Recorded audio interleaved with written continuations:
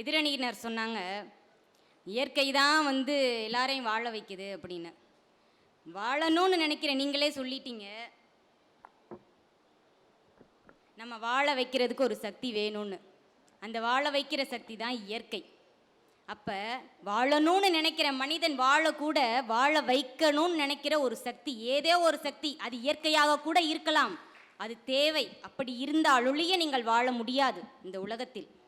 நம்மளுக்கு கடவுள் கொடுத்தாரு, இந்த இயற்கையை நம்ம மதிக்கணும், இயற்கை தான் பெருசுன்னாங்க. ஆமாம், அதுதான் உங்களை வாழ வைக்குது, அதனால் நீங்கள் அதை போட்டுறீங்க. வாழ வைக்க விடாமல் நீங்கள் வந்து அதை போட்டுற மாட்டீங்கல்ல. இயற்கை தான் உங்களை வாழ வைத்து கொண்டிருக்கிறது என்பதை மறவாதீர்கள். நம்ம முன்னோர்கள் அழகாக சொல்லுவாங்க, உண்டி கொடுத்தோர் உயிர் கொடுத்தோர்னே. நம்ம வீடு தேடி வர்றவங்க அவங்க வறியவராக இருக்கலாம், விருந்தினராக தான் இருக்கணும்னு அவசியம் இல்லை, வறியவராக கூட இருக்கலாம். ஆனால் வீடு தேடி வந்துட்டாங்க. இப்படி தான் புறநானூரில் ஒரு பாணர் வந்து தன்னுடைய வீடு தேடி வந்துட்டார். பாணர்னா உங்களுக்கு தெரியும், பரிசில் பாடல் பாடி பரிசில் பெறுபவர்கள் அரசர்களிடமிருந்து. அவங்க வீட்டுக்கு வந்துட்டாங்க. வீட்டில் சாப்பாடு இல்லை, எதுவுமே இல்லை. சாதாரண செம்பில் தண்ணியை கொடுத்து அனுப்பிடலாமே. ஆனால் அந்த வீட்டு உரிமையாளர் என்ன பண்ணார், தன்னுடைய வயலில் விதைத்து விட்டு வந்த நெல்லை எடுத்து வந்து அரிசி பொங்கி உணவு படைத்தார். ஏன் அவ்வளவு சிரத்தை எடுத்து ஒருத்தருக்கு உணவு சமைக்கணும், நமக்கு என்ன அவசியம் இருக்குது? ஏன்னா மனித மனம் அதை விரும்புகிறது. தன்கிட்ட இருக்கு இல்லைன்றதெல்லாம் பிரச்சனை கிடையாது. என்கிட்ட இல்லாத பொழுதும் நான் பிறரை வாழ வைத்து கொண்டு இருக்கிறேன், வாழ வைக்கணும்னு நான் நினைக்கிறேன்றதை என்னுடைய மனம் விரும்புகிறது.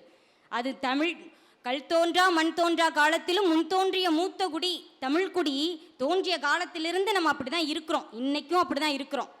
அள்ளில் ஆயினும் விருந்துவரின் உவக்கும்னு நற்றினையில் அழகாக சொல்லியிருக்காங்களே. நடு சாமத்தில் விருந்தினர்ன்ற பெயரில் யாராக இருந்தாலும், ஏழை எளியவர்கள் யாராக இருந்தாலும் வந்தாலும் அவங்கள மறவேற்று மகிழ்ச்சி நீங்கள் அனுப்பணுன்றது தான் நற்றினை சொல்லுது. விருந்தோம்பல் அப்படின்றது மட்டுமே நான் வந்து இங்கே சொல்லலை, அதுவும் வாழ வைப்பதில் ஒரு அங்கம்னு தான் நான் சொல்கிறேன். பிறருக்கு உணவு கொடுத்து பாருங்கள், அதுவே அவர்களுக்கு உயிர் கொடுக்குற மாதிரி இருக்கும். ஏன் வாழ வைக்கிறது எல்லாமே பணத்தோடு போய் ஏன் நீங்கள் வந்து அதை தொடர்பு படுத்துறீங்க? பணம் மட்டுமே ஒருத்தரை வாழ வைத்து விட முடியுமா? அதுக்கு பணக்காரர்கள் மட்டும் போதுமே. நீங்களும் நானும் எதற்கு? நமக்கு எதுக்கு இந்த பட்டிமன்றம்? நீங்கள் ஏன் பேசுகிறீங்க? வாழ்க்கையில் நீங்கள் செய்யக்கூடிய ஒரு சிறு செயல், ஏன் அது வந்து ஒருத்தருக்கு ஆறுதலாக கூட இருக்கலாம். ஏன் நம்ம தீபாவளி ஒரு 4-5 வருஷத்துக்கு முன்னாடி தீபாவளிக்கு முதல் நாளில் சுஜித்னு ஒரு சிறுவன் வந்து ஆழ்துளை கிணற்றில் விழுந்துட்டார். அவர் தூக்குவாங்களா தூக்க மாட்டாங்களான்னு அந்த தொலைக்காட்சி சேனலை கூட மாற்றாமல் கடவுள்கிட்ட ப்ரேயர் பண்ணவங்களும் இருக்காங்க. ஏன் அலையலையா அந்த சாமானியர்களை சொல்கிறேன் நான், அரசியல்வாதிகள் போனாங்க, அதிகாரிகள் போனாங்க, அது மட்டும் இல்லாமல் சாமானியர்களும் அந்த ஊருக்கு சென்று அந்த சிறுவனை தூக்கிட மாட்டாங்களா? அந்த அம்மா அப்பாவுக்கு நம்மளால் முடிஞ்ச ஏதாவது ஆறுதலை சொல்லிட மாட்டோமான்னு போனாங்க. ஏன் எதையும் எதிர்பார்த்தா போனாங்க? இல்லையே, எதையுமே எதிர்பார்க்காம தானே அந்த இடத்துக்கு போய் நின்னாங்க. ஏங்க மனித மனம் விரும்புகிறது. நான் வறியவராக இருந்தாலும் என்னால் முடிஞ்சதை நான் மற்றவங்களுக்கு செய்யணும்னு நான் நினைக்கிறேன். என்கிட்ட காசு பணம் இருக்கணும்னு அவசியம் இல்லை, என்கிட்ட பதவி இருக்கணும்னு அவசியம் இல்லை, நான் பணக்காரனாக இருக்கணும்னு கூட அவசியம் இல்லை.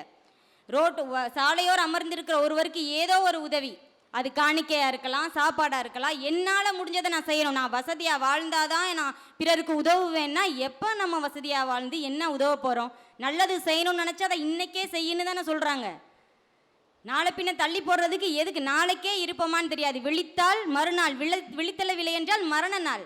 நாளைக்கு இல்லாத நாளுக்காக நம்ம எங்க இன்னைக்கு போய் நம்ம வருத்தப்படணும்? கொஞ்சம் கால நேரங்கள் நீங்க ஏன் வருத்தப்படுறீங்க?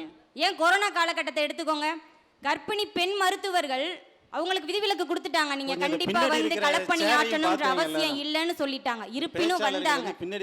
எதனால வந்தாங்க? வாழ வைக்கணும்ன்ற அவங்க விரும்பம், கட்டாயத்தினால் அவங்க வரல. அதை ஒன்று புரிந்து கொள்ளுங்கள். வாழ வைக்கணும், நம்மளால பிறர் வாழ வச்சுறது இந்த மனித மனம் விரும்புகிறது. யாரும் கட்டாயப்படுத்தி அவங்கள வர வைக்கல. பல முள்கள பணியாளர்கள் பணியாற்றினாங்க. ஏன் எல்லாரும் கட்டாயப்படுத்தி வந்தாங்களா? இல்லை, நம்மளால பிறர் வாழறாங்க அப்படின்றதுனால. அவங்களாம் வசதி படைத்தவர்களா, பணக்காரர்களா?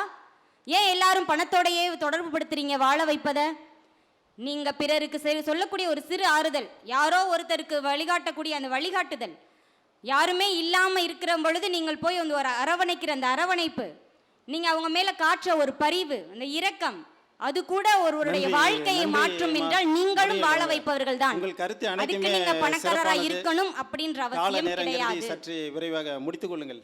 சிறப்பான கருத்துக்களை சார், இது ஒரு பரந்த தலைப்புங்க சார். இப்போ வாழணும்னு நினைக்கிறதுக்கு என்ன வேணும்னு நடுவர் அவர்களே நீங்க நினைக்கிறீங்க? வாழணும்னு நினைக்கிறதுக்கு என்ன வேணும்? நான் வாழணும்னு நினைக்கிறேன், எனக்கு என்ன வேணும்? முதல்ல உயிர் வேணும். உயிர் வேணும். அது உயிர் இருக்கணும்னா? உயிர் இருக்குன்னா உடல் இருக்கணும். உடல் இருக்கணும்னா? உணவு இருக்கணும். உணவு இருக்கணும். அதை யார் கொடுக்கிறது? நான் தன்னிச்சையா வாழ்ந்துட முடியுமா? உணவை ஒரு யாருமே உழவன் மனது கொடுக்கறதில்ல. வைக்காம நான் தன்னிச்சையா வாழ்ந்துட முடியுமா? நான் உடுத்த உடை இல்லாம இன்னைக்கு நான் இலைதலைகளை கட்டி கொண்டு இருக்க முடியுமா? ஒரு நெசவாளன் மனது வைக்கணும். அவனுக்கு அது தொழில் தான். ஆனாலும் அவனால் பிறர் வாழ்ந்து கொண்டு தானே இருக்கிறார்கள். நீங்கள் எல்லாருமே தான் வாழ வேண்டும் என்று நினைக்கிறீர்கள். உங்களால் என்ன பயன் இந்த நாட்டுக்கு, இந்த உலகத்திற்கு? ஒரு உழவனுடைய தொழிலா இருந்தாலும் அந்த சுயநலத்திலும் ஒரு பொதுநலம் இருக்கிறது. அவனால் பலர் வாழ்ந்து கொண்டிருக்கிறார்கள், உங்களை போன்று அல்ல. இப்பயும் ஒன்றும் பிரச்சனை இல்லை, நீங்களும் வருவாய்த்துறை சார்ந்தவர்கள் தான். ஊதியம் பெறுகிறோம் என்பதற்காக நாங்கள் உழைக்கவில்லை, அதையும் தாண்டி நாங்கள் உழைத்துக் கொண்டிருக்கிறோம். ஏனென்றால் நாங்கள் செய்யும் ஒவ்வொரு உதவியும், ஒரு செயலும், ஒரு பணியும் பிறரை வாழ வைத்துக் கொண்டிருக்கிறது. அதனால் நாங்கள் வாழ வைத்துக் கொண்டிருக்கிறோம். நீங்கள் இந்த அணியில் உட்கார்வதே உங்களுடைய துறைக்கு முரண்பாடாக இருக்கிறது. பொழுது ஒன்றும் பிரச்சனை இல்லை, எங்க அணிக்கு வாங்க, நாங்க எல்லாரையும் வாழ வச்சு தான் பழக்கம். தயவு செய்து எங்களுடைய அணிக்கு வந்து விடுங்கள். வருவாய்த்துறையுடைய ஊதியம் இறுதியா ஒண்ணே ஒன்று நான் பேசி முடிக்கிறேன் நடுவர் அவர்களே. நன்றி. ஒரு பாடல் தான், கோமாளி படத்துல கடைசியா ஒரு பாடல் வரும். பட்டிமன்றம் வந்து ஒரே பாட்டு மன்றமா மாறி எல்லாம் உங்ககிட்ட இருந்து கத்துக்கிட்டே. நீங்களும் இடையில் பாடுகிறீர்கள், உங்களை பின்பற்றி நானும் பாடுகிறேன். ரைட், போட்டியாளர் எனக்கு வந்துருச்சு. நண்பா நண்பா நீ நான் நாமாவோ, தமிழ் சொல்லித் தந்தது மனிதத்தை, மனிதத்தை, தமிழ் சொல்லித் தந்தது மனிதத்தை, மனிதத்தை.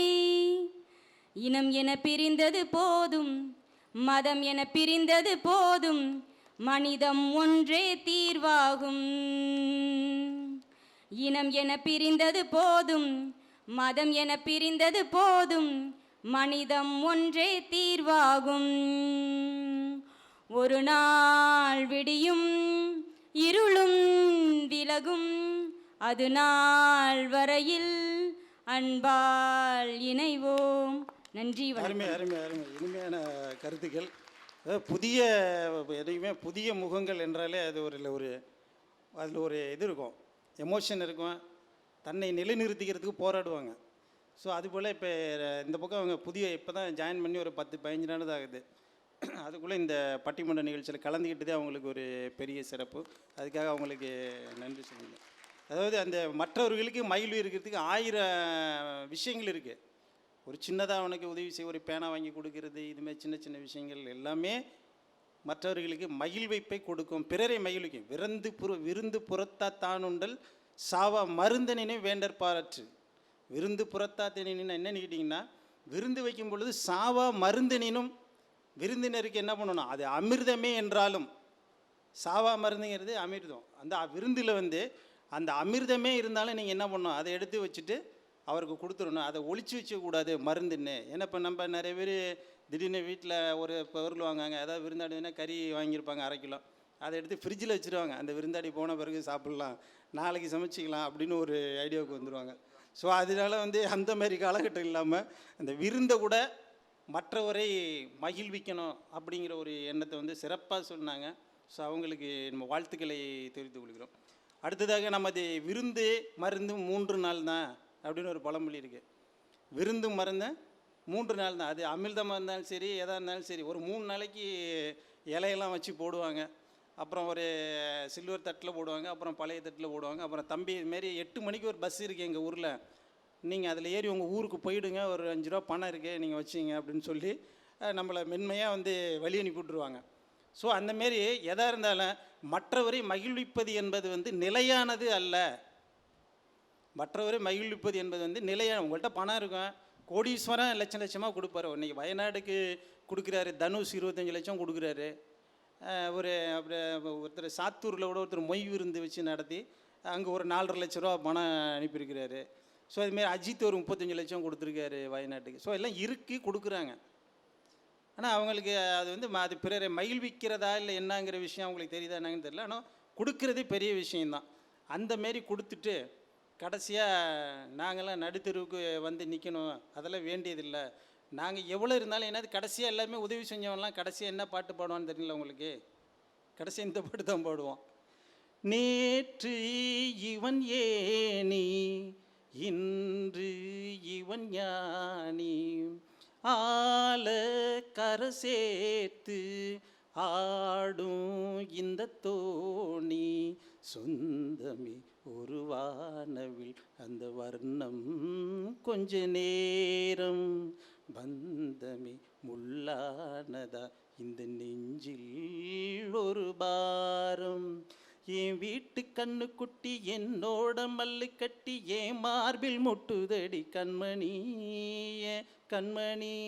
சொந்த ஒரு பாட்டை தான் வந்து ஒவ்வொருத்தனும் கடைசி நேரத்தில் வந்து எல்லாருமே வந்து எல்லாம் செஞ்சுட்டு கடைசியாக ஞானி மாரி நின்றுக்கிட்டு இருப்பார். அந்தமாரி ஞானி நிலைக்கோ முனிவர் நிலைக்கோ நாங்கள்லாம் போக மாட்டோம். எங்களோட பணத்தை வச்சு செல்வத்தை வச்சு இருக்கிற வாழ்க்கையை மிகவும் மகிழ்ச்சியாக தான் வாழ முடியும் அப்படிங்கிற தத்துவத்தை சொல்வதற்கு திருமதி கிருஷ்ணபிரியா வேந்தர் டிவி புகழ் இவர் வந்து வேந்தர் டிவியில் வந்து நிகழ்ச்சி நடத்தி ஸோ ஒரு பேச்சாளர்களை தேர்ந்தெடுப்பதற்கு ஒரு கிளிப்பிங் அனுப்பியிருந்தாப்புல பார்த்துட்டு சார் நான் பேசியிருக்கேன் என்ன வாய்ப்பு இருந்தால் எடுங்கன்னு சொன்னாங்க. ஸோ அந்த கிளிப்பிங்கை வந்து பார்த்தோம் நல்லா பேசியிருக்காப்புல.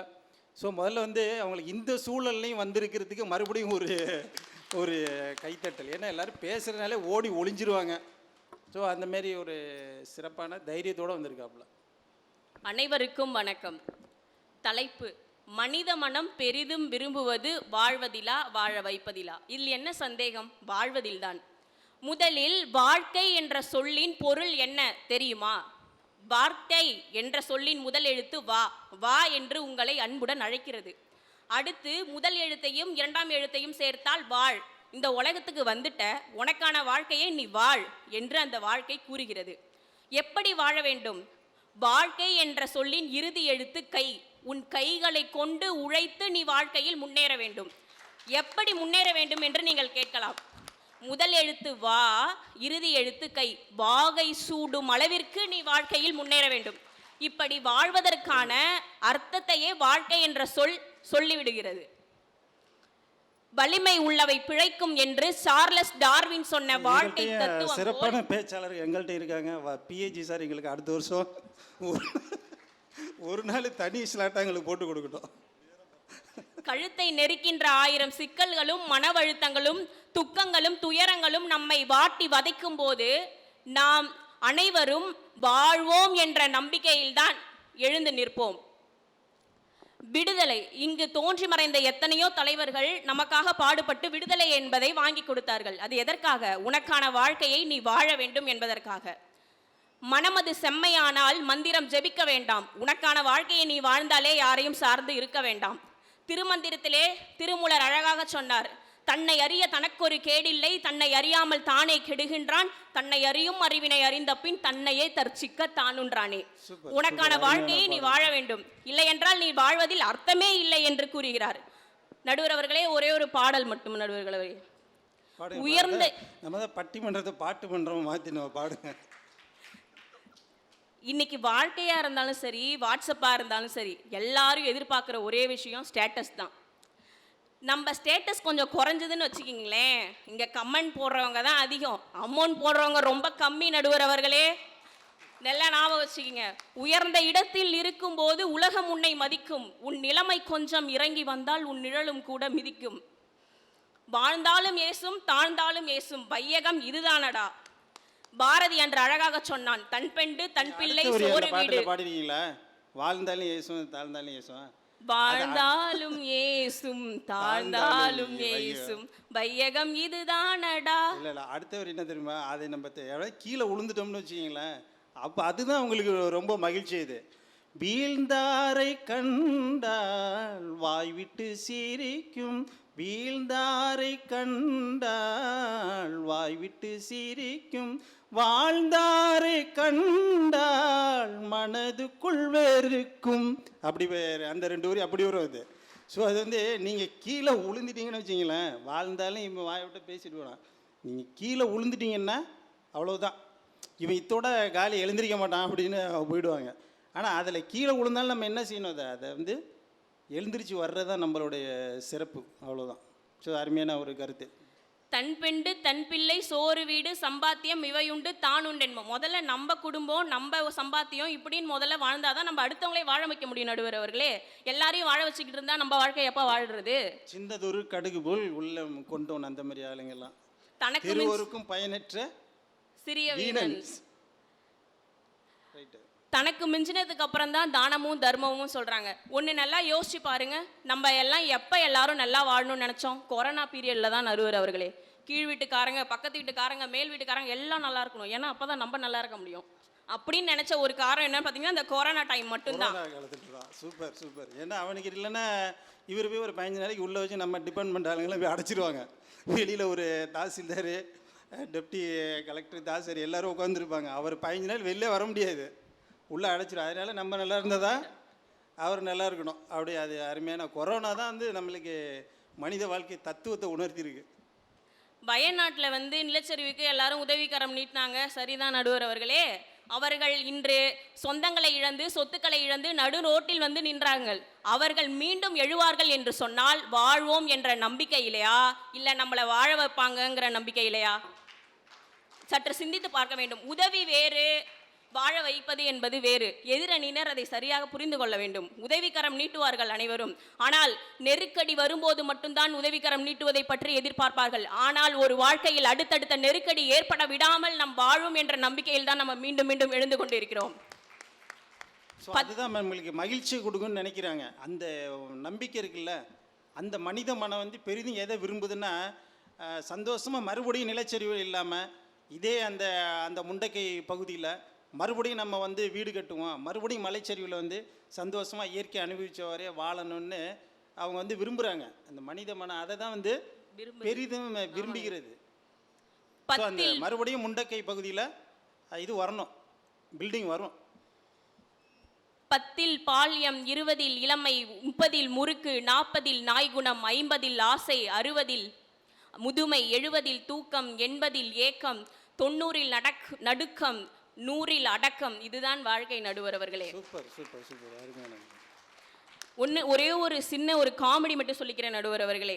ஒரு எகுத்த வீட்டுக்காரங்க அம்மாவும் ஒரு பக்கத்து வீட்டுக்கார அம்மாவும் மீட் பண்ணிக்கிறாங்க.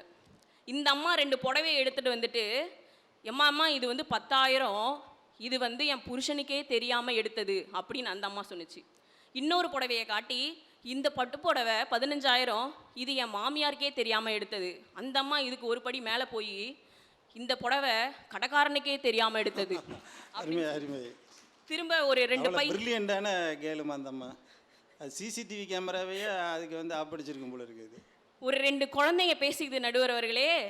இந்த பேப்பர் எங்கள் அப்பா ஆஃபீஸ்லேருந்து எடுத்துகிட்டு வந்தாங்க, இந்த பேனா எங்கள் அப்பா ஆஃபீஸ்லேருந்து எடுத்துகிட்டு வந்தாங்க, இந்த பென்சில் எங்கள் அப்பா ஆஃபீஸ்லேருந்து எடுத்துகிட்டு வந்தாங்க. அதுக்கு அந்த பையன் சொல்கிறான், இது என்னடா பிரமாதம், எங்கள் அம்மாவே எங்கள் அப்பா ஆஃபீஸ்லேருந்து தான் எடுத்துகிட்டு வந்தாங்க. இதேமாரி வாழும்போதே அப்படியே ரசிச்சுக்கிட்டே வாழணும் நடுவர் அவர்களே. சூப்பர் சூப்பர், நல்ல ஒரு எச்சரிக்கை கொடுத்துருக்கீங்க. முன்ன நல்ல சரியான எச்சரிக்கை ஊழியர்களுக்கு. நன்றி. நமக்கான வாழ்க்கையை நல்ல ஒரு சாராம்சத்தோட வாழ்ந்தாதான் நமக்கு அந்த வாழ்வின் பலனை வந்து நம்ம பெற முடியும். இறுதியாக ஒன்றை மட்டும் கூறி நிறைவு செய்கிறேன் நடுவர் அவர்களே. அருமை இருந்து விழிக்கட்டும் விழிகள், விடியட்டும் இரவு, வாழட்டும் தமிழ், சிறக்கட்டும் நம் வாழ்க்கை என்று கூறி, கடமை, கண்ணியம், கட்டுப்பாடு ஆகியவற்றை கற்றுக்கொண்டு நீதி, நேர்மை, நியாயம் இம்மூன்றும் நம் வாழ்க்கையில் நிலைத்து நிற்க வேண்டும். மனித மனம் பெரிதும் விரும்புவது வாழ்வதில்தான், அதில் எந்த மாற்றமும் இல்லை.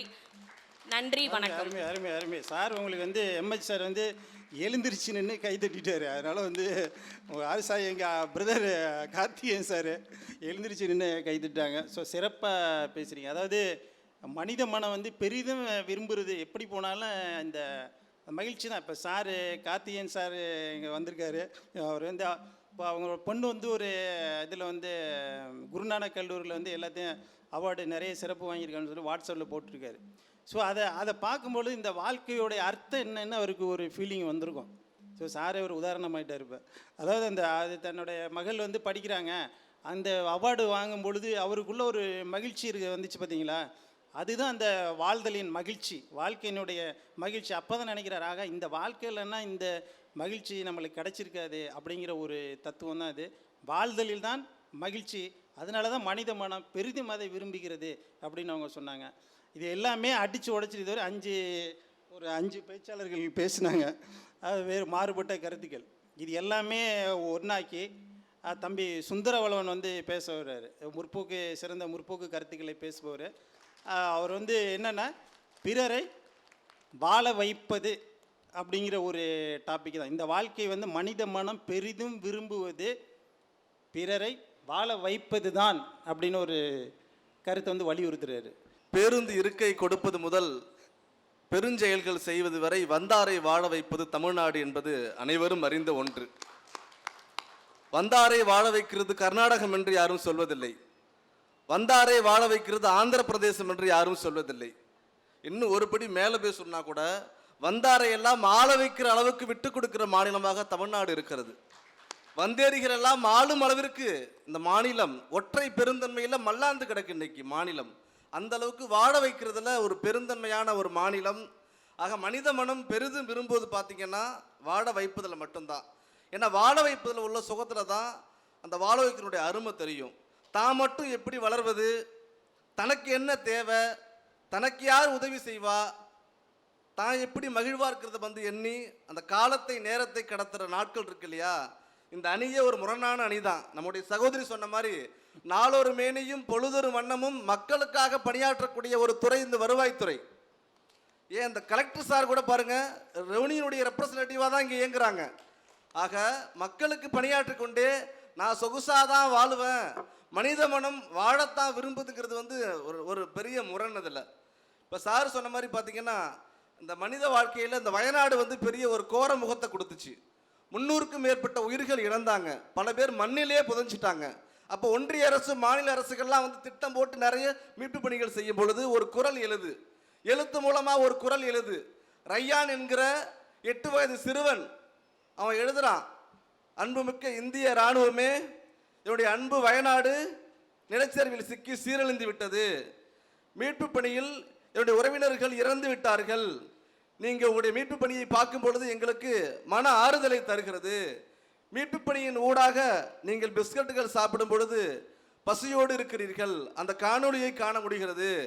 கண்டிப்பாக அந்த பிஸ்கட் உங்கள் பசியை போக்கி இருக்காது, ஓரளவு உங்களுக்கு நிவாரணத்தை வலித்துக்குன்னு சொல்லி ஒரு ஆறுதலாக ஒரு லெட்டர் எழுதுறாரு. அதுக்கு இராணுவமும் ஒரு கடிதம் எழுதுது. அதுக்கு வந்து அடுத்து வந்து கடைசியாக சொல்கிறான், நான் வந்து எதிர்காலத்தில் இராணுவத்தில் சேர்ந்து இந்தியாவை நான் காப்பாற்ற போகிறேன், அதுக்கு நான் ஆசைப்படுறேன்னு சொல்லி சொல்கிறான். அப்போ ஒரு 8 வயது சிறுவனுக்கு என்ன மனப்பாங்கு இருக்குது? ஒரு பாலர் பள்ளியில் படிக்கிறான், பெற்றோர் இருக்கிறான், தான் வாழணும், படிக்கணும், விளையாடணுங்கிற எண்ணம் இல்லை பாருங்க. இந்திய நாட்டை பற்றி அவன் யோசிக்கிறான். அப்போ அந்த கொடூரத்தை இராணுவத்தை அவன் பாராட்டுறான். அப்போ என்ன பண்ணுறான், அவனுக்கு தன்னை வந்து வாழ வைக்கணுங்கிற எண்ணம் வருது. அதுதான் பார்த்தீங்கன்னா வீரத்துறை விவேகானந்தர் கூட சொல்கிறாரு பாருங்க, மாணவர்கள் பார்த்தீங்கன்னா மக்களுக்கு பணியாற்றக்கூடிய சமூகத்தை வந்து சீர்படுத்தக்கூடிய ஒரு ஏணியாக தான் இருக்கணும்னு சொல்லி விவேகானந்தர் சொல்கிறாரு. ஆக அந்த மாணவர் பருவம் எப்படி இருக்குன்னா இந்த மாதிரி வந்து மனித மாண்புக்கு செழித்தோங்கிற வகையாக இருக்கணும்னு சொல்லி விரும்புகிறாப்புல. அதே மாதிரி பாருங்கள், பூர்ணத்தம்மாள்னு பார்த்துருப்போம். ஒரு வங்கி அரசு ஊழியரவங்க ஒரு மகள் இறந்து போயிடுறாங்க போன வருஷம். இப்போ கூட நிறைய சிஎம் அவார்டெலாம் கூட வாங்கினாங்க. ஒரு 7 கோடி ரூபாய் சொத்து மதிப்பை அரசு பள்ளிக்கு தர்றாங்க. இப்போ நடத்த டெபாசிட்டில் போட்டு சாப்பிட்லாம் இல்லையா. அப்போ 8 வயது சிறுவனை எடுத்துக்கோங்க, 60 வயசு பெரியவர் எடுத்துக்கோங்க, எல்லாருக்கும் என்ன தாட் இருக்குன்னா நம்மளால் அந்த சமூகத்துக்கு என்ன செய்ய முடியும். அதான் மனம், மனிதன், சமூகம். நான்ங்கிற விஷயம் கிடையாது. இதில் வந்து பணம் சார்ந்த விஷயமும் கிடையாது. சமூகத்தை வழிகாட்டுறதே பெரிய விஷயம். அதான் மனம், மனிதன், சமூகம். நீங்கள் இந்தியாவிலே பார்த்தீங்கன்னா இங்கே ஒரு டீப்புங்கிற அமைப்பு இருக்குது. பார்த்தீங்கன்னா மாவட்ட கல்வி தனிமுனைப்பு திட்டம். அது நோக்கம் என்னது? அரசு பள்ளி நிறைய இருக்குது, அதை வந்து ஊக்குவிக்கிறது முக்கிய நோக்கமாக இருக்குது. நடத்துறதுக்கே மாவட்ட தன்முனைப்பு திட்டம் வந்து அந்த கல்வி தன்முனைப்பு திட்டம் பார்த்தீங்கன்னா இன்னைக்கு எல்லாருக்கும் வேலை வாய்ப்பு கிடைக்குது. வேலை வாய்ப்பு என்ன? விவசாயம் செய்கிறவனுக்கு வேலை கிடைக்குது, கல் உடைக்கிறவன் கல் உடைச்சிக்கிட்டு இருக்கான், ஆடு மாடு மேய்க்கிறது விவசாயம் வேலை வாய்ப்பு தான். ஆனால் பார்த்தீங்கன்னா கல் உடைக்கிறவன் கல் உடைச்சிக்கிட்டு தான் இருக்கிறான். ஏதாவது மாற்றம் இருக்குதா, அல்ல ஏதாவது முன்னேற்றம் இருக்குதா இல்லையா? அவன் 3 வேளை சாப்பிட மட்டும்தான் செய்கிறான். ஆனால் கல்வி மூலம் கிடைக்கிற வேலை வாய்ப்பு இருக்கு இல்லையா, அதுதான் வந்து பெரிய தலைகீழ் மாற்றத்தை இங்கே ஏற்படுத்தும், சமூக மாற்றத்தை இங்கே ஏற்படுத்தும். அதனால பார்த்தீங்கன்னா இங்கே டிபிங்கிற அமைப்பு பாருங்க, அவங்க நோக்கம் என்ன இருக்குது? அரசு பள்ளி எங்குது, கலெக்டர் எங்கே இருக்குது, அவங்க பாட்டில் போக வேண்டியது தானே. அப்போ அந்த அரசு பள்ளியினுடைய யார் படிக்கிறா? ஏழை எளிய மாணவர்கள் படிக்கிறாங்க இல்லையா, அந்த நலனை அக்கறை கொண்டு என்ன பண்ணுறாங்க, இன்னும் செழுமைப்படுத்துகிறாங்க. அப்போ கற்பித்தலே என்னது? பிறரை வாழ வைக்கக்கூடிய ஒரு பெரிய ஒரு பணி தான் அது. கற்றலும் கற்பித்தலும் கடமையாதல் வேண்டும். அந்த கடமை கடமையில் பல தலைவர்கள் உருவாதல் வேண்டும். இதுதான் வந்து கல்வியில கூட சொல்றாங்க. நீங்க பாருங்களேன், பலவீனமான மக்களை பலமாக்குறது தான் அரசியல், வேற எதுவும் கிடையாது. பலவீனமான மக்களை பலமாக்குறது தான் அரசியல். இதான் உண்மை, இதான் லாஜிக்கு. நம்ம என்ன நினைக்கிறோம், நம்ம கரவேட்டி கட்டுறவன் தான் அரசியல்வாதி, கட்சி கொடி போறவன் தான் அரசியல்வாதின்னு நம்ம சொல்றோம். அது கிடையாது. பலவீனமான மக்கள்னா யாரு பார்த்தா குப்பத்தில் இருப்பான், கடற்கரை ஓரமாக இருப்பான், அந்த குப்பத்தில் அவனால் வாழவே முடியாது. பார்த்தா ஒரு தண்ணி குடிக்க அடிப்படை தண்ணி வசதி இல்லாமல் இருப்பான், கழிப்பிட வசதி இல்லாமல் இருப்பான், ரோடு கேட்டு மனு போட்டுக்கிட்டு இருப்பான். அப்போ இவனுக்கு பாராட்டக்கூடிய ஒர்க் பண்ணக்கூடியதெல்லாம் யாரு? இதெல்லாமே ஒரு ஒர்க்கு தானே. அப்போ வாழ வைக்கிற தன்மை தான். இன்னும் சொல்ல போனால் இந்த முதல் புத்தகத்தில் பார்த்தீங்கன்னா நம்முடைய மாவட்ட ஆட்சியர் அருண் தம்புராஜ் ஈயாப்பா தான் துவங்கி வச்சாங்க. அவங்க கூட பார்த்தீங்கன்னா ஒரு நிறைய மீட்டிங்கில் சொல்லுவாங்க, நான் டாக்டருக்கு படிச்சிருக்கேன், நான் ஃபாரினில் போனால் பல கோடியை பார்க்க முடியும், ஆனால் மக்களுக்கு சர்வீஸ் பண்ண தான் இங்கே வந்தேன்னு சொல்லி ஒரு நிறைய இடத்துல பதிவு பண்ணியிருக்காரு அருண் தம்புராஜ், இந்திய ஆட்சி பணி அலுவலர். ஏன் இதை சொல்கிறேன்னா, நீங்கள் நிறைய கலெக்டரை பார்க்குறோம், நிறைய ஒர்க் பண்ணுறோம், ரொம்ப துடிப்பாக இருப்பாங்க. மக்கள் மக்கள் மக்கள் தான். அப்போ அவர் யார்? ஒரு மருத்துவர், அப்பாவுக்காக மருத்துவர் படிச்சிருக்கலாம், ஆனால் எங்கே வந்திருக்கார்? அவர் மக்கள் பணியாற்ற வந்திருக்கிறார். அப்போ மக்களுக்கு செய்யக்கூடிய பணி தான் என்னது இங்கே ஒரு பெரிய ஒரு மாபெரும் மாற்றத்தை ஏற்படுத்தும். தனிநபராக இங்கே ஒன்றும் பண்ண முடியாது. சார் சொன்ன மாதிரி பார்த்தீங்கன்னா, உலகத்தை விட என் நாடு பெரியது, என் நாடை விட என் மாநிலம் பெரியது, மாநிலத்தை விட என்னுடைய மாவட்டம் பெரியது, மாவட்டத்தை விட என்னோட ஊர் பெரியது, ஊரை விட குடும்பம் பெரியது, குடும்பத்தை விட வந்து நான் பெரியவன், அப்போ நான் வாழ்றதுக்காக எதை வேணாலும் செய்வேன். இதுதான் பாசிஸ்ட் போக்குங்கிறது. சிறப்பான இதுதான் பாசிச போக்குங்கிறது. எப்படின்னா, தான் வாழ்வதற்காக எதை வேணாலும் செய்யறது. அடே உலகம் நாடுன்னு சுருங்கிக்கிட்டே வரும். அப்ப நான் வாழ்றதுக்காக நான் எதை வேணாலும் செய்வேன். இது ஒரு பாசிச போக்கு. இதான் சார் கூட சொன்னாங்க, தென்கொரியா அந்த நாடுகள்லாம் நீங்க பாத்தீங்கன்னா லிபர்ட்டி, ஈக்குவாலிட்டி, ஃப்ரெட்டர்னிட்டி பாத்தீங்கன்னா பிரெஞ்சிலேருந்து தான் வந்துச்சு. ஃபிடல் காஸ்ட்ரோ, கியூபா, அவங்க தென்கொரியா அந்த நாடுகள்லாம் சொன்னாங்க. அதெல்லாம் பார்த்தீங்கன்னா பாசிச நாடுகள். ஆனால் பார்த்தீங்கன்னா இந்தியாவுக்கே வழிகாட்டுறது யார்? ஒரு காலத்தில் சோவியத் தான் வழிகாட்டுது. பார்த்தீங்கன்னா அரசியல் நீதி, சமூக நீதி, பொருளாதார நீதிலாம் எதுக்கு பயன்படுது? மக்களை வாழ வைக்க தான் பயன்படுது. ஆக மனித மனம் பெரிதும் விரும்புவது பார்த்தீங்கன்னா 8 வயது சிறுவன் உட்பட 60 வயசு அம்மையார் உட்பட எல்லாருக்கும் என்னது? மற்றவங்களுக்கு உதவணுங்கிற எண்ணம் தான். ஆக வாழக்கூடிய வாழ்வழிக்கக்கூடிய மனம்தான் வந்து ஒரு பெரிய மருந்து நமக்கு. அவங்களுடைய இதயம் தான் நமக்கு இயக்கம். அவங்களுடைய யாரெல்லாம் நமக்கு ஹெல்ப் பண்ணுறாங்களோ அவங்களுடைய உலகம் தான் நமக்கு வாழ்க்கையாக இருக்கணும். காலம் தாழ்த்தாது காலம் அறிந்து உதவக்கூடிய எல்லா மனிதர்களும் யாரு? ஒரு உன்னதமானவர்கள், நிலைத்து வாழக்கூடியவர்கள். ஆக வாழ வைப்பது தான் இங்கே பெரிதும் கவரக்கூடியது. நிறைவு செய்கிறேன். நன்றி. அருமை அருமை அருமை. தம்பி கொஞ்சம் முற்போக்கு சிந்தனைகளில் உடையவர். அது நிறைய பாசிசம் கருத்துக்கள்லாம் சொன்னார். சென்ற மாவட்ட ஆட்சியினுடைய கருத்துக்களை சொன்னார். அது உண்மை, எல்லாருக்கும் தெரியும் அது. ஸோ அவர் வந்து அடிக்கடி இந்த மீட்டிங்கில் சொல்லுவார், நான் சம்பாதிக்கணும் என்னைக்கு நினைக்கிறோம் அன்னைக்கு நான் அந்த வேலையை விட்டுருவேன் அப்படின்னு சொல்லுவார். ஸோ அதுபோல் இந்த மக்கள் சேவைக்காக வந்து நான் தான் பணியாற்றுறேன் அப்படின்னு சொல்கிறாரு. இப்போ எல்லாமே நம்மளுக்கு இதாக இருக்குது. அறிஞர் அண்ணா சொன்னது மாதிரி, மாதமோ சித்திரை, மணியோ பத்தரை, உங்கள் கண்களை தழுவுதே நித்திரை அப்படிங்கிறது மாரி இப்போ வந்து பசி வேறு இருக்குது, ப்ளஸ்ஸு தூக்கம் வேறு வந்துக்கிட்டு இருக்குது. இருந்தாலும் நம்ம போட்டியாளர் பேச்சாளர்கள் நல்ல வேலை முடிச்சுட்டாங்க. அணித்தலைவர்களுக்கு இனிமேல் சான்ஸ் கிடையாது. அதனால் நானே ஒரு 5 நிமிஷம் பேசிட்டு ஒரு கரெக்டாக 10:30க்கெல்லாம் முடிச்சிடுவோம். ஸோ இந்த இப்போ 6 நம்மளோட பேச்சாளர்கள் மிகச்சிறந்த பேச்சாளர்கள், வருவாய்த்துறைக்கு அப்பாற்பட்ட உள்ள இலக்கிய திறனாய் உள்ள சிந்தனைகள், அந்த இலக்கிய சிந்தனைகள். இப்போ நிறைய பேர் இப்போ சிறுகதை தொகுப்பு ஒன்று வெளியிட்டிருக்காங்க. அதில் நம்ம வருவாய் கோட்டாட்சியர் சாரும் ஒரு கதை எழுதிருக்கீங்கன்னு நினைக்கிறேன். அப்படி தானே சார்? உங்களுடைய கதை ஒன்று வந்திருக்கு போல இருக்கு. ஸோ அதனால் இலக்கியவாதிகள் மறைமுகமாக இருக்கிறாங்களா என்னன்னு தெரியல. எங்களுக்கு தெரிந்த இலக்கியவாதிகளை நாங்கள் வந்து எடுத்துருக்குறோம். பயிலுக்குள் புகுந்த பாம்பு அப்படின்னு ஒரு தலைப்பு இருக்குது. பக்கத்தில் சாரோட பேர் இருந்துச்சு. சரி, சார் தானோன்னு ஒரு டவுட்டாக இருந்துச்சு, அதனால் கேட்குறேன். ஸோ அதில் வந்து என்னுடைய சிறுகதையும் ஒன்று வந்திருக்கு, கழுது இயக்கா அப்படின்னு சொல்லிட்டு ஒரு சிறுகதை வந்திருக்கு.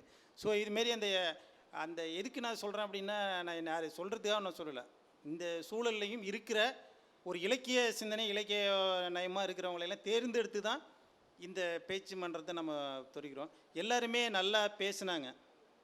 எல்லாருமே அந்த பக்கம் வாழ்வது தான் மகிழ்ச்சி, இந்த பக்கம் வந்து பிறரை வாழ வைப்பது தான் மகிழ்ச்சி அப்படின்னு சொன்னேன். நான் முன்னாடியே சொன்னது மாதிரி இந்த மனித இனம் வந்து தோன்றியதை பற்றி நான் சொன்னேன். அதாவது வந்து ஒன்று இந்த செல்ஃபிஷ், இந்த வெல்விஷ், இவங்க வந்து ஒன்று மனிதன் வந்து தான் வாழணும்னு நினைக்கிறான், இன்னொன்று வந்து பிறரை வாழ வைக்கணும் அப்படின்னு நினைக்கிறான். இது ரெண்டுக்கு நடுவில் இன்னொன்று என்னென்னு கேட்டிங்கன்னா, லைஃப் எல்லாருக்கும் ஒன்று தான். ஆனால் ஸ்டாண்டர்ட் ஆஃப் லைஃப்னு ஒன்று இருக்குது, லைஃப்னு ஒன்று இருக்குது, லைஃப்னு ஒன்று இருக்குது, ஸ்டாண்டர்ட் ஆஃப் லைஃப்னு இருக்குது, லிவிங் அப்படின்னு ஒன்று இருக்குது, ஸ்டாண்டர்ட் ஆஃப் லிவிங். எக்கனாமிக்ஸில் ரெண்டையுமே பிரிச்சுட்டாங்க. ஸோ என்ன லைஃப்னா என்னென்னா, ஒருத்தன் 3 வேளை சாப்பிடுவான், நல்லா தூங்குவான், நல்லா சாப்பிடுவான், நல்லா உட்காருவான், அப்படியே இருப்பான். அவனுக்கு 2 குழந்தைங்க இருக்கும், அதை கல்யாணம் பண்ணி கொடுப்பான், அவன் செஞ்சு கொடுப்பான், கடைசியாக செத்து போயிடுவான். இது லைஃபு. ஆனால் ஸ்டாண்டர்ட் ஆஃப் லைஃப் அப்படிங்கிறது என்னென்னா, இந்த வாழ்க்கையை வந்து இன்னும் அது அவனுக்கு ஒரு மகிழ்ச்சி, லைஃபோட வாழ்கிறவனுக்கு ஒரு மகிழ்ச்சி. அப்பா இந்த கூரை கொட்டாயில் இருக்கிறது எனக்கு போதும், இந்த 2 என்னோட மனைவி இந்த சிம்பிள் சுங்குடிச்சேரி வாயில் போட கட்டியிருக்கு, அது எனக்கு போதும், என் பிள்ளைங்க இந்த எலிமெண்ட்ரி ஸ்கூலில் படிக்குதுங்க கவர்மெண்ட் ஸ்கூலில், இது போதும். இப்படி இந்த என் பையன் நான் எனக்கு வசதிக்கு இதேமாரி ஒரு மாப்பிள்ளையை கட்டி கொடுத்துட்டேன். பட் இது லைஃப். ஆனால் ஸ்டாண்டர்ட் ஆஃப் லைஃப்பில் இருக்கிறவன் இதெல்லாம் விட்டுருவான். நான் இவ்வளவு சம்பாதிக்கிறேன், நான் இப்படி தான் வாழணும், நான் இந்த வீட்டில் இருந்தால் தான் எனக்கு மரியாதை, நான் இப்படி தான் இருக்கணும் அப்படிங்கிறது அவன் ஒரு ஸ்டாண்டர்டை எடுத்துக்குவான் தன்னை பற்றி. ஸோ வாழ்க்கை என்பது ஒன்று தான், வாழ்கிற விதம் தான் வந்து வேறுபட்டுக்கிட்டு போகுது. இந்த வாழ்க்கையில் யார் மகிழ்ச்சி அடைகிறா, இதில் வந்து இது மகிழ்ச்சியை கொடுக்குதா, இல்லை ஏழ்மையிலும் நான் வந்து பிறருக்கு வந்து உதவி செய்கிறது மகிழ்ச்சியை கொடுக்குதா, அதாவது வாழ வைப்பது அப்படிங்கிற ஒரு செய்தியை தான் இன்றைக்கி நம்ம எடுத்துக்கிட்டோம். இதில் பார்த்திங்கன்னா வாழ்தல் அடிப்படையான விஷயம், எல்லாருக்குமே வாழணும். ஆனால் வாழ வைப்பதுங்கிறது வந்து எத்தனை பேருக்கு முடியும்? இன்றைக்கி பழைய புராணங்கள், இலக்கியங்கள், வரலாறுகள் எதை எடுத்தாலும் நம்மளுக்கு நினைவில் நிற்கிறவங்க பிறரை வாழ வைத்தவர்கள் தான் நிற்கிறாங்க. இப்போ சங்க இலக்கியங்கள் எடுத்துக்கிட்டோம்னா கடை 7 வள்ளல்கள், வள்ளல்கள்ங்கிற வார்த்தை, அதாவது பாரி வள்ளல், ஓரி வள்ளல், காரி வள்ளல், ஆய் வள்ளல், நல்லி வள்ளல், அதியமான் வள்ளல், இதுமாரி ஒரு 7 பேர் கடை 7 வள்ளல்கள் இருக்காங்க. இது ஒவ்வொன்றுமே அவங்களுடைய நம்மளுக்கு தெரியும். அந்த பேகன் வந்து மயிலுக்கு நடுங்கி கொண்டிருந்த மயிலுக்கு அந்த போர்வையை கொடுத்ததுனால தான் அவன் இன்றைக்கி நிற்கிறான். பாரி அந்த முல்லைக்கு தேர் கொடுத்ததுனால தான் நிற்கிறான். ஓரி வந்து அந்த வன்பரணர் அப்படின்னு ஒரு புலவர் வருவார், அவருக்கு தன்னுடைய ஆடையை கொடுத்து அவர் கொண்டு வந்த ஒரு பொருளையை திருப்பி கொடுத்து அந்த மக்களுடைய மலைவாழ் மக்கத்தில் வந்து அந்த தோட்டி அப்படிங்கிற ஒரு மலைவாழ் மக்கள் வாழ்கிறத தன்னுடைய வாழ்க்கையை அர்ப்பணிச்சிட்டு இருக்கான். அதனால தான் அந்த ஓரி போயிடறான். காரி ஒரு வந்து பெரிய பெரிய யானை இலையெல்லாம் வந்து வாரி வழங்கும் வள்ளல். ஸோ அதுமாரி பிறருக்கு அதிகமாக நம்மளுக்கு தெரியும். ஸோ நீண்ட நாள் வாழக்கூடிய அந்த நெல்லிக்கனியை வந்து அதிகமான வந்து என்ன பண்ணுறான், இவ்வளோ வயசான ஔவையார்கிட்ட கொண்டு போய் கொடுக்குறான். அந்தம்மா அடப்பாவி நீ இவ்வளோ வாழ வேண்டியவன், எல்லாருக்கும் இந்த நாட்டுக்கே சேவை செய்ய, நீ போய் எனக்கு இதை கொடுக்குறிய அப்படின்னு சொல்லிட்டு அவர் சொல்லுவார். ஸோ அவர் எதுக்கு அவர் கொடுக்குறாருன்னா, அந்த கொடுக்கும் பொழுது அவங்களுக்கு ஒரு மகிழ்ச்சி. அந்த நெல்லிக்கனியை வந்து அதிகமான் வந்து அந்த ஔவையாருக்கு கொடுத்தாரு அப்படிங்கிற செய்தியை காட்டிலும் அவர் கொடுத்த பொழுது அவருடைய மனம் எவ்வளவு மகிழ்ச்சி அடைந்திருக்கும். பிறருக்கு ஏன் கொடுக்குறாருன்னா, இன்னும் கொஞ்சம் நாம் வாழ்கிறது கொஞ்ச நாள் தான் இருக்கலாம், வாழலாம். பட் ஔவையாரை வாழ வைத்தால் இந்த உலகம் இன்னும் தமிழ் இலக்கியங்கள் நிறைந்து வாழும், பல அரிய கருத்துக்களை சொல்லுவார் அப்படிங்கிற ஒரு நீண்ட நாள் வாழக்கூடிய இந்த நெல்லிக்கனியை வந்து அதிகமான வந்து ஔவையாருக்கு கொடுத்து அவரை வந்து தன்னுடைய கொடை உள்ளத்தை காட்டுகிறார். இதுமாரி நிறைய விஷயங்கள், வரலாற்று செய்திகளாக இருந்தாலும் சரி, எதாக இருந்தாலும் சரி, நாம் வந்து மக்களுக்கு நம்ம எங்கே நிற்கிறாங்க அப்படின்னாக்கா, பிறருக்கு வாரி வழங்கினவங்க, பிறருக்கு தக்க சமயத்தில் உதவி செய்ய, தினைத்துணை நன்றி செய்யணும், பனைத்துணையை கொள்வர் பயன் தெரியார் அப்படின்னா, சின்ன உதவி என்று செய்தாலும் அதை பனைத்துணையாக அவங்க வந்து எடுத்துவாங்க. காலத்தில் செய்யணும், காலத்தினால் செய்து நின்று சிறிதெனினும் ஞாலத்தின் மான பெரிது. காலத்தில் அவருக்கான உதவியை செய்யணும், அவருக்கான வாழ்க்கையை வாழ வைக்கிறதுக்கு நம்ம கொடுக்கணும் அப்படின்னு வள்ளுவர் சொல்கிறார். அதே போல் இப்போ பார்த்தீங்கன்னா ஒரு சமீபத்திய ஒரு செய்தி, நான் சொல்கிற செய்தி எல்லாருமே படிச்சிருப்போம், நீங்கள் தெரிஞ்சிருப்பீங்க. பட் பட்டிமன்றன்னு வருவா நடுவர் சொல்லி தான் ஆகணும், வேறு வழி இல்லை. அதாவது ஒரு லேட்டஸ்ட் ஒரு செய்தி நீங்கள் இணையதளங்கள் வாட்ஸ்அப்லாம் பார்த்துருப்பீங்க. அதாவது மதுரை குஞ்சரம்மாள் அப்படின்னு ஒரு செய்தி, இதை படிச்சிருப்பீங்கன்னு நினைக்கிறேன். செய்திகளில் பிபிசி செய்திகள்லையும் போட்டிருந்தாங்க அடிக்கடி. ஸோ மதுரை குஞ்சரம்மாள் அப்படிங்கிறவங்க வந்து 1876களில் வந்து மதுரையில் ஒரு வாழ்ந்தவங்க. அவங்க வந்து அந்த கூற்றுப்படி ஒரு விலைமகள், அவளை தேடி நிறைய பேர் அந்த வருவாங்க, செல்வத்தை அள்ளி அவங்கள்ட்ட கொடுப்பாங்க. அதனால் அவள் வந்து மிகப்பெரிய செல்வந்தராக அந்த மதுரை மேல ஆவணி வீதியில் வந்து வாழ்ந்து கொண்டிருக்கிறாள். எப்போன்னா 1876ல் ஒரு முறை அந்த மதுரையில் வந்து மிகப்பெரிய பஞ்சம் ஏற்படுகிறது. அது வந்து 1876 காலகட்டங்களில் அந்த தாது பஞ்சம் அப்படிங்கிற தாது ஆண்டில் ஏற்படக்கூடிய ஒரு பஞ்சம் ஏற்படுது. அந்த பஞ்சத்தில் எல்லாருமே அப்படியே எலும்பும் தோலுமா மாறிடுறாங்க. இந்த செய்திகள் வந்து சமீபமாக தான் வந்துச்சு. எலும்பும் தோலுமாக அப்படியே வந்து நிற்கிது. ஆனால் வந்து அவ என்ன பண்ணுறது, சாப்பாட்டுக்கே வழி இல்லாமல் இருக்கும் பொழுது இந்த மதுரை குஞ்சரம்மாள் தனக்கு செல்வந்தர்கள் கொடுத்த செல்வத்தை எல்லாம் கொண்டு என்ன பண்ணுறா, தான் வாழ்ந்து என்ன பயன், மற்றவர்களையும் நாம் வாழ வைக்கணும், அதுதான் இந்த செல்வத்தோட பயன். இதுவரை நான் செய்தது பாவமாக இருந்தாலும் இதன் வழியாக நான் ஒரு நல்ல விஷயத்தை தேடிக்கொள்கிறேன் அப்படின்னு நினச்சிட்டு அங்கே ஒரு மிகப்பெரிய கஞ்சி தொட்டி அப்படிங்கிற ஒரு பசிப்பினியை போக்கக்கூடிய, எப்படி வந்து சிலப்பதிகாரத்தில் வந்து அமுத சுரபி இதெல்லாம் நம்மளுக்கு கிடைச்சது மாதிரி இங்கே ஒரு கஞ்சி தொட்டியை வந்து அவள் திறக்கிறா. ஸோ அதை தொடர்ந்து அவள் 2 இடங்களில் அந்த கஞ்சி தொட்டியை திறக்கிறா. அந்த ஒரு வருடம் முழுவதும் 13 மாதங்கள் அங்கே இருக்கிற மதுரை வாழ் மக்களுக்கு இந்த கஞ்சி தொட்டியில் அவள் ஊற்றுற கஞ்சி தான் உணவு. பஞ்சத்தில் பாடுபட்டவர்களுக்கு தினந்தோறும் அடுப்பு எரிந்து கொண்டே இருக்கிறது. ஏன்னா தன்னுடைய செல்வம் முழுவதும் கரைஞ்சிக்கிட்டே வருது. ஆனாலும் அவள் தளரலை. ஏன்னா தான் வாழ்ந்தால் பத்தாது, தான் வாழ்வதில் மகிழ்ச்சி அல்ல, மற்றவர்களுக்கு நான் வாழ வைக்கணும், பிறரை வாழ வைப்பது தான் எனக்கு மகிழ்ச்சி அப்படிங்கிற ஒரு உயர்ந்த உள்ளத்தோட அந்த கஞ்சி தொட்டியை தொடர்ந்து வைக்கிறார். அதை தொடர்ந்து அங்கே இருக்கிற ஒரு பிரிட்டிஷ் அதிகாரி வந்து அரசாங்கத்துக்கு உத்தரவுப்படி எல்லா இடத்துலையும் கஞ்சி தொட்டியை திறக்கிறாரு. அதன் பிறகு 13 ஆண்டுகள் இவளுக்கு எல்லா செல்வத்தையும் இழந்து நோய்வாய்ப்பட்டு படுத்த படுக்காகி மரணத்தை தழுவுகிறாள். அப்பொழுது மதுரை மேல ஆவணி விதி முழுது சொல்லிலடங்கா கூட்டம் இருந்ததாக அந்த செய்தி முடிகிறது. இந்த செய்தியில் இன்னும் ஒரு பெரிய கிளைமேக்ஸ் இருக்குது. என்னன்னு கேட்டிங்கன்னா, இது காவல் கோட்டம் நாவல், மதுரை சு. வெங்கடேசன் எழுதின நாவலில் ஒரு 4 பக்கத்துக்கு தான் இந்த மேட்ரு அப்போ வந்திருக்கு. ஆனால் அவர் என்ன சொல்கிறாருன்னா, இந்த கதை வந்து நான் என்னால் உருவாக்கப்பட்டது, மதுரை குஞ்சரம்மாள் என்ற ஒரு பாத்திரம் இருந்ததா என்பது எனக்கு தெரியாது, பட் நான் உருவாக்கப்பட்டது அப்படிங்கிற ஒரு செய்தியை சொல்கிறார். ஏன்னு கேட்டிங்கன்னா, மற்றவர்களுக்கு வாழ வைப்பதை ஒரு பெண்மையின் வாயிலாக நான் வெளிப்படுத்தினால் அதை இன்னும் மெருகூட்ட முடியும், அதை இன்னும் சிறப்பாக்க முடியும் என்ற ஒரு செய்தியை வந்து மதுரை அவர் சு. வெங்கடேசன் எம்பியை வந்து அவர் தெரிவிக்கிறார். ஸோ இது எந்த அளவுக்கு உண்மை பொய்மைங்கிறதெல்லாம் பார்க்குறது, மற்றவர்களுக்கு வாழ வைக்கணுங்கிற ஒரு விஷயத்தை சொல்கிறதுனால இந்த கருத்து மிகச்சிறந்த கருத்தாக இந்த பட்டிமன்றத்துக்கு தேவைப்படுகிறது. அதேபோல் 2015ஆம் ஆண்டு ஒரு செய்திகள் வந்துச்சு. நாம் வந்து அந்த கருத்துக்கள் எல்லாரும் அதான் சொல்கிறார், சாரே தான் சொன்னார், மற்றவர்களுக்கு நான் உதவுவது தான் சந்தோஷம், இதெல்லாம் சொல்லிட்டு இருக்காரு. அந்த மாதிரி ஒரு விஷயந்தான். இன்னும் ஒரே ஒரு நிமிஷம் சார், இப்போ இன்னும் 2 நிமிஷத்தில் முடிச்சிடுவேன். அதாவது 2015 ஒரு செய்தி நடக்குது. சென்னையில் ஒரு சுவாதின்னு ஒரு பொண்ணை திருச்சியிலேருந்து வர்றா. எதுக்கு வர்றான்னு உங்களுக்கு தெரிஞ்சிருக்கும். ஸோ அவளுக்கு கவுன்சிலிங் நடக்குது. அவளுக்கு பிஎஸ்சி அக்ரி கோயம்புத்தூர் காலேஜுக்கு அந்த பொண்ணு போகணும். பட் அவள் தெரியாதனமாக அண்ணா யூனிவர்சிட்டி சென்னைக்கு வந்துட்டா. ஸோ அங்கே எல்லோரும் காலையில் இப்படி ரோட்டில் எல்லோரும், அவங்க அம்மா வந்து படிக்காதவங்க, அந்த பொண்ணையும் அழைச்சிக்கிட்டு அந்த பொண்ணு அவளும் 2 பேரும் வந்து அந்த தெருவோரத்தில் வந்து போயிட்டு இருக்காங்க.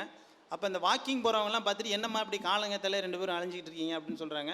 இதுமாரி நாங்கள் அண்ணா யூனிவர்சிட்டிக்கு பிஎஸ்சி அக்ரி செய்கிறதுக்காக வந்திருக்கோம் அப்படின்னு. இங்கே எதுமா பிஎஸ்சி அக்ரின்னு வாங்கி பார்க்குறாங்க. அவளுக்கு கோயம்புத்தூரில் அக்ரி யூனிவர்சிட்டியில் கவுன்சிலிங்கு. உடனே அங்கே உள்ளவங்களாம் என்ன பண்ணாங்க, கூப்பிட்டு உடனே இங்கே வாமா அப்படின்னு சொல்லிட்டு அங்கே இருக்கிறவங்க எல்லாருமே பணத்தை திரட்டி அவங்களோட ஏழ்மை நிலையை பார்த்து ஃப்ளைட்டு பிடிச்சி கோயம்புத்தூருக்கு அனுப்பி வச்சாங்க. அங்கே போய் அவள் வந்து என்ன பண்ணா, அவள் உடனே போய் counselling admit BSc agri course சேர்ந்தா. இதுதான் அந்த வாக்கிங் போகிற ஆளுங்க. அப்பா நாம் வந்து 10,000 ஸ்டெப்பு தினைக்கும் நடக்கணும்ப்பா, இவளுக்காக நாம் வந்து நடந்துக்கிட்டு தோம்னா 10,000 வந்து 7,000 ஆகிட்டு இன்றைக்கி கலோரி 720 தான் வந்திருக்கு, இது குறையும் அப்படிது, சுகர் குறையாது போல இருக்குது அப்படின்னு நினச்சிட்டு ஓடிக்கிட்டே இருந்தான்னா அவன் தன்னலத்தை தான் பார்த்துருப்பான். ஸோ அதில் உள்ள எல்லாருமே வந்து இந்த பெண்ணுடைய சூழலை அறிஞ்சு அவளை வந்து அனுப்பணும் அப்படிங்கிற ஒரு உணர்வோடு செயல்பட்டது தான் வந்து அந்த மனித மனத்தை அடையக்கூடிய பிறருடைய மகிழ்ச்சி. அதாவது மகிழ்ச்சி என்பது வேறு, மன நிறைவு என்பது வேறு. 2 விஷயத்தை நம்ம புரிஞ்சுக்கணும். மகிழ்ச்சி என்பது அது உடல் சார்ந்த நிகழ்வாக இருக்கலாம், ஒரு உணர்வு சார்ந்த நிகழ்வாக இருக்கலாம். உடல் சார்ந்தது தான் மகிழ்ச்சி. இப்போ பசிக்குது போய் சாப்பிட்றோம், சாப்பிட்டோன்னா ஒரு மகிழ்ச்சி கிடைக்குது, அப்போ திருப்தியாக இருக்குது, நல்லா இருக்குது அப்படின்னு சொல்கிறோம், மகிழ்ச்சி, இது ஹாப்பி. சாட்டிஸ்ஃபேக்ஷன், திருப்திங்கிறது என்ன, மன நிறைவு என்ன அப்படின்னாக்கா, நீங்கள் சாப்பிட்டுட்டு ஹோட்டலில் நல்லா சாப்பிட்டுட்டு உடலுக்கு ஒரு ஓய்வு கொடுத்துட்டு நல்லா பசியை கொடுத்துட்டு நல்லா வெளியில் வரும் பொழுது அப்படியே திருப்தியாக வர்றீங்க, மகிழ்ச்சியோடு வர்றீங்க. மகிழ்ச்சியாக வரும் பொழுது அங்கே எதுக்கு ஒரு குழந்தைய வச்சுக்கிட்டு, ஐயா கொஞ்சோண்டு தர்மம் பண்ணிட்டு சாப்பாடு ஒன்று வாங்கி கொடுங்கன்னு சொல்கிறாருல்ல, அவளுக்கு ஒரு சாப்பாடோ ஒரு 5 ரூபா பணமோ கொடுத்துட்டு வரோம் பார்த்தீங்களா, அதுதான் மன நிறைவு. அந்த மன நிறைவு தான் வந்து நம்மளுக்கு வந்து வேணும். அதுதான் பிறரை வாழ வைப்பது அப்படிங்கிற ஒரு முக்கியமான ஒரு விஷயமா நம்ம சொல்கிறோம். அதாவது நல்லார் உதவிக்கு நல்லார் ஒருவருக்கு செய்யும் உதவி என்னது, கல்லிலே எழுத்தப்பட்டது மாதிரி சொல்கிறாங்க. ஒருத்தருக்கு உதவி செய்கிறது வந்து கல்லால் பொறிக்கப்பட்டது. அது உதவி ஒருத்தனுக்கு கால நேரத்தில் அவனோட உதவி அறிந்து நம்ம செஞ்சோம்னா அது இன்னும் எப்படி வைத்தாலும். அவங்க சொன்னது மாதிரி கொரோனா காலத்தில் வந்து யார் நல்லவன் யாருக்கு அப்படி எதுக்கு பயந்துக்கிட்டு இருந்தாங்க, நம்ம எதாவது நல்லவன் அப்படி கெட்டவன் அப்படிங்கிற விஷயங்கள்லாம் நிறைய விஷயம் தெரிஞ்சிச்சு. நம்மளை வந்து எல்லாமே போய் ஒவ்வொருத்தனும் ஓடி ஒளிஞ்சான். அன்றைக்கான காலகட்டங்களில் செல்வங்கள்லாம் வச்சவங்கெல்லாம் போய் பயந்தாங்க, செல்வ செழிப்பில் உள்ளவங்கலாம் இறந்தாங்க. ஸோ பல சூழல்கள்லையும் நாம் வந்து பார்த்தோம்.